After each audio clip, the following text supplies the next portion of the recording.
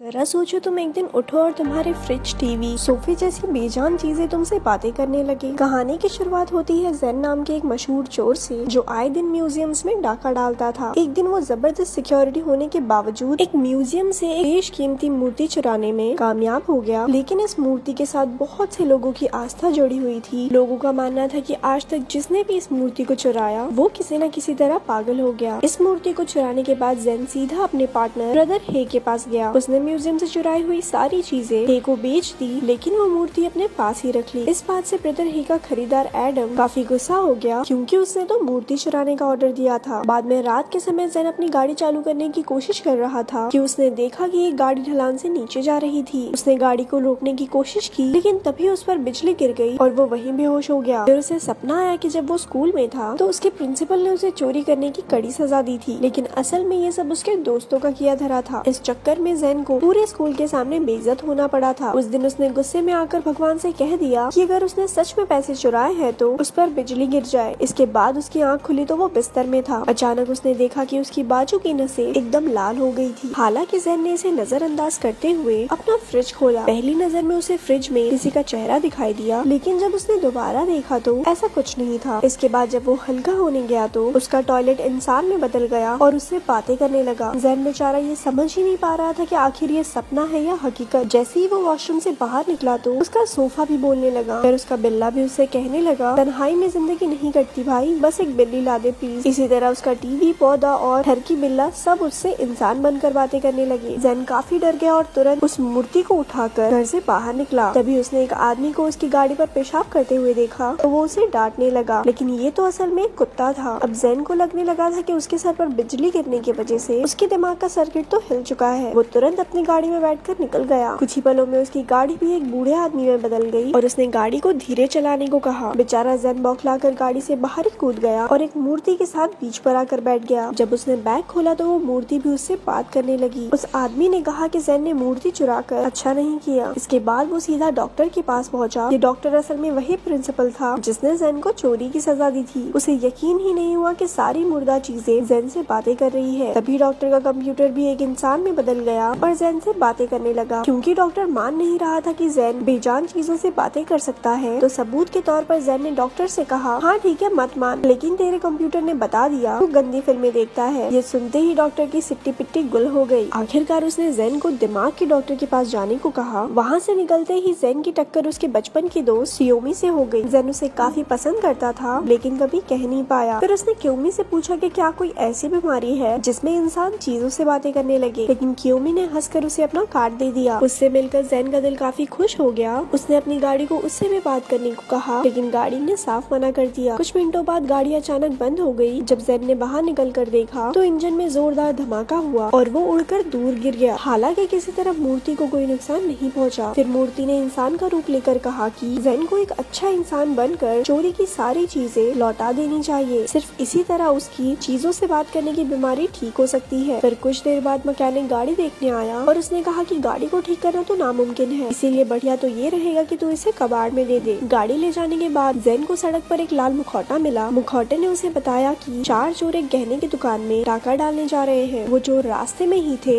और एक चोर का मुखौटा खो गया था, इसीलिए उन्होंने एक औरत को अगवा करके उसकी स्कर्ट से मुखौटा बना लिया। लेकिन जैसे ही वो दुकान में पहुंचे तो पुलिस ने उन्हें वहीं धर दबोचा। असल में ज़ेन ने कुछ घंटे पहले ही पुलिस को इसकी खबर दे दी थी। पहले तो पुलिस वाले ने वही कहा जो कि कोई भी नॉर्मल आदमी कहेगा, ठीक है क्या? लेकिन जब ज़ेन ने उसके टेबल से बातें करके उसके राज बता दिए तो पुलिस वाले को यकीन हो गया। खैर, चोरों को पकड़ने के बाद पुलिस वाले ने ज़ेन को अपने किसी घर वाले को कॉल करने को कहा, क्योंकि उसको लग रहा था कि इसका दिमाग सच में सटक चुका है। ज़ेन ने क्योमी को वहाँ बुलाया और उसने पुलिस वाले को बता दिया कि ज़ेन अभी थोड़ा बीमार है। इसके बाद वो दोनों बीच पर गए और ज़ेन ने उसे सब कुछ बता दिया। लेकिन लाजमी सी बात है कि क्योमी को भी उस पर यकीन नहीं हुआ। हालांकि वो फिर भी उसके ठीक होने में मदद करने के लिए तैयार हो गई। ज़ेन भी जानबूझकर पागलों जैसी हरकतें करने लगा ताकि उसे क्योमी के करीब आने का मौका मिले। फिर क्योमी के जाने के बाद जैसे ही ज़ेन बेंच से उठा उस पर जोरदार बिजली गिर गई। वो बेंच उसी वक्त इंसान में बदलकर ज़ेन के पीछे पड़ गया, क्योंकि उसी की वजह से उस पर बिजली गिरी थी। खैर, रात को ज़ेन ने म्यूजियम में जाकर मूर्ति वापस रख दी ताकि सब कुछ पहले जैसा हो जाए। लेकिन मूर्ति ने कहा कि ये सब तो वो अपने फायदे के लिए कर रहा है, इससे कुछ फर्क नहीं पड़ने वाला। हालांकि ज़ेन फिर भी मूर्ति को वहीं छोड़कर घर लौट आया। अगले दिन ब्रदर ही को खबर मिली कि चोर ने मूर्ति लौटा दी है। अब एडम एडम उस पर मूर्ति लाने का दबाव बनाने लगा क्योंकि हे आधे पैसे ले भी चुका था। उधर क्योमी ने सभी डॉक्टर्स के साथ जेन के इलाज के बारे में बातें की। उनका प्रिंसिपल भी वहाँ मौजूद था। डॉक्टर्स का कहना था जेन तो बीमारी का नाटक करके क्योमी के करीब आना चाहता है, लेकिन प्रिंसिपल को क्योमी की बात पर यकीन था। इसको तो यकीन करना ही पड़ेगा। इसकी पोल जो खोल दी कंप्यूटर ने। फिर रात को जेन एक मंदिर में एक पुरानी किताब लौटाने गया। उसे कुछ लोग तलवारबाजी करते हुए दिखाई दिए, लेकिन वो तो बस मूर्तियाँ थी। तभी एक भिक्षु ने आकर उससे किताब ले ली और अच्छाई की राह पर चलने के लिए जेन की तारीफ की। अगले दिन क्योमी उसे एक मैदान में ले आई जहाँ बारिश होने वाली थी। उसने जेन को एक एंटीना पहनाया ताकि उस पर फिर से बिजली गिरे और उसका दिमाग ठीक हो जाए। अभी ये कहाँ की डॉक्टर है? चाइना जो जा रहे हैं ना, वापस आ जाओ। खैर उसकी ये तरकीब काम नहीं आई क्योंकि हमारे जेन भैया में इतना दिमाग तो था कि सर पे बिजलियाँ नहीं गिरवानी है। जानबूझकर वहाँ से वापस आते हुए उसने क्योमी का शुक्र अदा किया क्योंकि बचपन में सिर्फ उसने ही जेन पर यकीन किया था। वो अपनी माँ की आखिरी निशानी के तौर पर एक नीला छाता हमेशा अपने पास रखती थी। जब जेन ने उस छाते के बारे में पूछा तो क्योमी ने बताया कि कुछ साल पहले किसी कुत्ते ने वो छाता चुरा लिया था। उसे क्या पता ये चोर कोई और नहीं बल्कि जेन ही था। उसने घर लौटकर छाते से माफी मांगने की कोशिश की, लेकिन छाते ने कुछ नहीं कहा। इसके बाद हम देखते हैं कि उसने वो मशहूर पेंटिंग मोनालिसा तक चुरा रखी थी। वो उसकी जांच करवाने म्यूजियम पहुंचा जहां आर्टिस्ट एडम मौजूद था। ये वही एडम था जिसने ब्रदर हे को मूर्ति चुराने के पैसे दिए थे। दरअसल वो अपने आर्ट गैलरी के आड़ में गैर कानूनी बिजनेस चला रहा था। जेन ने देखा कि क्योमी भी वहाँ मौजूद थी। जब जेन को पता चला कि वो एडम से प्यार करती है तो वो तुरंत वहाँ से निकल आया। अगले दिन हॉस्पिटल में झूठ पकड़ने वाली मशीन लेकर आई ताकि पता चल सके कि जेन को कोई सच में बीमारी है या नहीं। लेकिन इससे पहले कि वो कुछ पूछ पाती उसे बहुत जरूरी काम आ गया। कुछ देर बाद जेन एडम से फिर से मिलने गया जहाँ वो एक लड़की की ऐसी तस्वीर बना रहा था। वो समझ गया कि एडम क्योमी को धोखा दे रहा है। उस रात जेन सो नहीं पाया। वो सोचता रहा कि उसे क्योमी को सच बताना चाहिए या नहीं, लेकिन उसके पौधे ने कहा कि उसे क्योमी का रिश्ता खराब नहीं करना चाहिए। अगले दिन क्योमी जेन को हॉट एयर बलून में घुमाने ले गई। उसे याद था कि आज जेन का जन्मदिन है, इसीलिए वो उसके लिए केक भी ले गई थी। ये सब देखकर जेन को काफी खुशी हुई, लेकिन उसकी खुशी ज्यादा देर तक नहीं टिकी। जल्द ही उसने क्योमी को एडम से बात करते हुए सुन लिया और उसके बाद तो भैया की चल गई। अगले दिन जेन ने एडम को असली मोनालिसा की पेंटिंग दिखाई, लेकिन एडम को उसकी बात पर यकीन ही नहीं हुआ। फिर जेन ने नजर चुराकर उसके फोन से उसकी सारी गर्लफ्रेंड्स को मैसेज कर दिया। अगले दिन क्योमी के साथ साथ सारी लड़कियों ने उन्हें मिलकर धोखा देने के लिए एडम की खूब धुलाई की। फिर रात को क्योमी एडम की यादें भुलाने के लिए जेन के साथ क्लब में गई। जब वो पीकर एकदम टल्ली हो गई तो जेन उसे अपने घर ले आया। उसने तुरंत वो पीला छाता छुपा दिया और दोनों ने रात भर बैठकर टीवी देखा। उधर एडम ने ब्रदर हे को सीसीटीवी फुटेज दिखाकर कहा कि जेन ने उसके बेजान फोन से बात करके उसका पासवर्ड मांग लिया और फिर उसकी सारी गर्लफ्रेंड्स को मैसेज भी भेजा। एडम कई दिनों से जेन पर नजर रखे हुआ था और उसने उसकी सारी शक्तियों के बारे में हे को भी बता दिया, लेकिन बाकी सब की तरह ब्रदर हे को भी उस पर यकीन नहीं हुआ। इधर जेन की चीजें उस पर क्योमी का छाता लौटाने का दबाव बनाने लगी, लेकिन जेन चिढ़कर कबाड़ खाने में अपनी पुरानी गाड़ी को आखिरी बार देखने के लिए चला गया। फिर गाड़ी के इंसानी रूप ने उसे बताया कि जब जेन चोरी करने जाता था तो वो जानबूझकर खराब हो जाती ताकि वो जेन को बुरे काम करने से रोक सके। आखिरकार जेन ने उसे अपनी सारी गलतियों के लिए माफी मांगी। एक दूसरे को अलविदा कहने के बाद वो बूढ़ा आदमी हवा में गायब हो गया और गाड़ी कुचल दी गई। इस घटना के बाद जेन क्योमी से मिला और उसे अपनी शक्तियों के बारे में सब सच बताने लगा। फिर उसने उसका पीला छाता लौटाकर उससे माफी भी मांगी। क्योमी ने कहा कि अगर उसमें सच में शक्तियाँ हैं तो छाते से पूछ कर बताए कि उसकी माँ के आखिरी शब्द क्या थे, लेकिन छाते ने कोई बात नहीं की। इसलिए क्योमी जेन से गुस्सा होकर वहाँ से चली गई। घर लौटकर जेन ने देखा कि उसके बाजू के आखिरी नस का रंग भी अब ठीक हो गया था। इसका मतलब शायद ये था कि उसने अब अपने सारे बुरे कामों को ठीक कर लिया था और अब वो एक आम आदमी की तरह चीजों से बातें नहीं कर पाएगा। तभी ब्रदर हे ने उसे फोन कर धमकी दी कि अगर वो उससे मिलने नहीं आया तो क्योमी अपनी जान से हाथ धो बैठेगी। जेन भागकर वहाँ पहुँचा तो पता चला कि हे चाहता है कि जेन एक लॉकर से बात करके उसका पासवर्ड पता करे, क्योंकि उसके अंदर बेशकीमती हथियार थे। बात सीधी है कि अगर जेन नाकामयाब रहा तो वो क्योमी को मार डालेंगे। उसने क्योमी को बांधकर छत से लटका रखा था। आखिरकार जेन ने लॉकर से बात करने की कोशिश की, लेकिन कोई फायदा नहीं हुआ। उसने कहा भी कि अब उसकी शक्तियाँ जा चुकी है, लेकिन हे ने उसके सर पर बंदूक रख दी। लेकिन इससे पहले कि वो गोली चलाता पुलिस ने एन वक्त पर आकर उन दोनों को बचा लिया। जब वो घर लौटा तो सारी चीजें देखकर उसे उनकी बकबक याद आने लगी। आखिरकार हम देखते हैं कि क्योमी ने भी उसे माफ कर दिया और एंड में दोनों उसके पीले छाते के नीचे रोम रोमांटिक कर रहे थे और ऐसी ये मूवी यहाँ खत्म हो गई।